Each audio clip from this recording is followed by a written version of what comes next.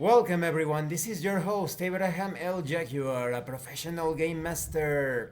First of all, this channel is proudly sponsored by Dead3 Studios, the publishers and developers of Dames of Asstoria, a tabletop role-playing game where you play as monster girls experiencing high adventure in a world that doesn't fully accept them. They have recently released Daughters of Lamb. This is a pay-what-you-want tabletop RPG where you get to play as cybernetic nuns with guns, looking for the missing pieces of their AI god. You will find it in their website, the link will be in the description and in the pinned comment. This channel is also proudly sponsored by the Red Room Publishing. Please check out their store for exclusive tabletop RPG products. And check out their micro-red category of games. They are ready to play tabletop RPGs with their settings and a streamlined version of the red system. Definitely check it out. You will find it in the description and in the pinned comment as well. Today, I am continuing the review series featuring Neurodrive Origins. If you haven't seen the other parts of my review series featuring this True D6 standalone isekai fantasy tabletop RPG, please check out the playlist in the description below. This time we are going to talk about attacks and defense. You test strength for melee attacks and dexterity for ranged attacks. A successful roll typically deals damage equal to the die result, while a critical adds 1 extra damage and converts the damage dealt into magical damage.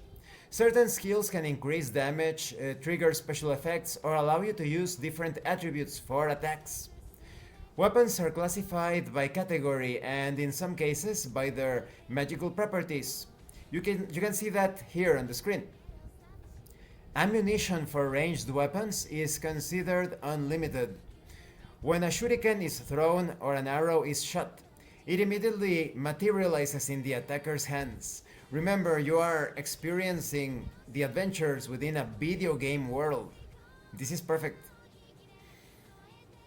And keep in mind, if you do not have the double weapon skill, you cannot wield a weapon in each hand, according to these video game rules. When it comes to defense, armor and shields allow you to partially protect yourself from incoming normal damage. Protections confer a defense score, but they limit your actions somewhat. If you have more than one defense score, for example, you wear armor and are protected by an effect that confers a defense score, apart from the armor, or maybe you are wearing armor and wielding a shield, consider only the higher one. If you do not have the required skills, you cannot wear light armor or heavy armor, nor can you wield a shield.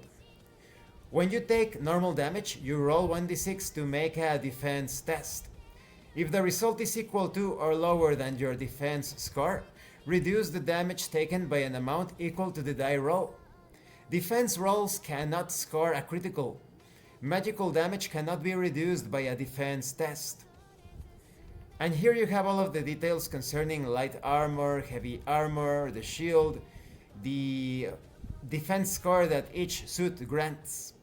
Or in the case of the shield, the object itself is also providing this. Now let me read the bit about the shield so that it is further explained. You must have the shield skill to wield a shield in your offhand. Wielding a shield gives you a defense score of 1, and if you also wear light or heavy armor and roll a 1 on the defense test, those are the only two categories, light or heavy armor, you negate all the incoming damage. Now, when it comes to damage types, unless otherwise specified, damage is considered normal and can be reduced or negated by a defense test. However, if the damage is labeled as magical, it bypasses defense tests and cannot be mitigated. When it comes to mounted combat, while riding a mount, you use your movement to control the movement of the mount, acting as a single unit, both the rider and the mount. When you attack, your mount can also make its own attacks. And this concludes this part of the review series. In the next part, we are going to talk about conditions as well as background.